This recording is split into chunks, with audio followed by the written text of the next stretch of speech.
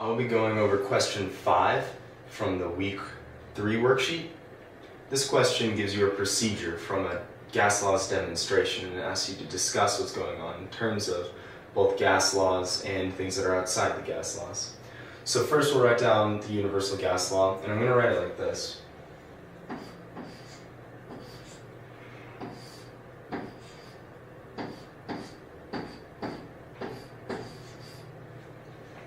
And the reason I want to write it like this is because R is a constant. So if anything changes in this ratio, another part of this ratio must change such that R stays constant. For example, if pressure goes up, then either volume has to go down, or moles or temperature must go up. So I find this is a good way of looking at it for these theoretical type questions. So this question asks you to first consider a can, and that can is full of water. We take that can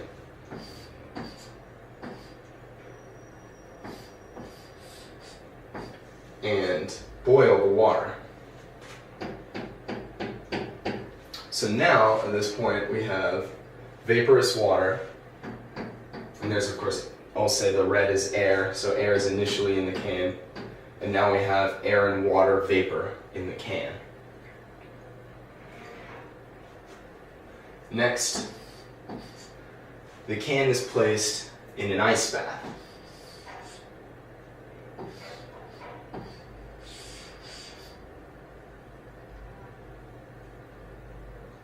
So there's still air and water vapor in the can, and the can is now submerged slightly in this water.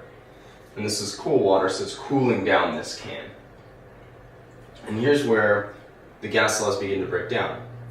Steam is not an ideal gas. It can do something that no ideal gas can, and that's condense. An ideal gas must always be a gas because it doesn't have any attractive forces. You can compress it further and further, but it's not going to become a liquid. It's going to always stay a gas.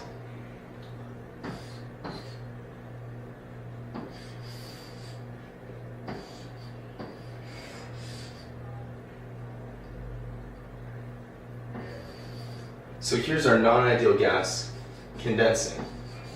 It's now become a liquid on the sides of the can, on the walls of the can, which are cold because it's submerged in the cold water. So there's still air vapor, air gas, in the can, but the pressure is going to be reduced. Why is that?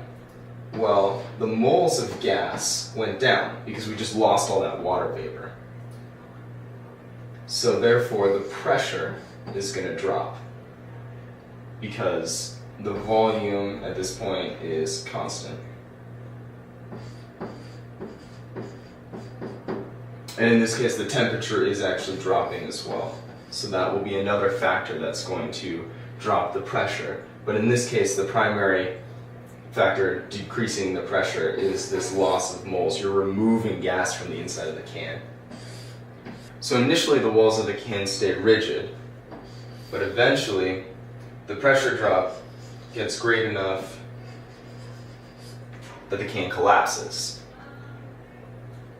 So what's happening here is the pressure wants to equalize with the pressure around here. So this is 1 atmosphere. So the pressure in here wants to become 1 atmosphere. Here it's less than 1 atmosphere. So if you decrease the volume, then the pressure can increase to equalize with the outside. And the walls of the can are not rigid enough to hold up that partial vacuum, and so the can collapses.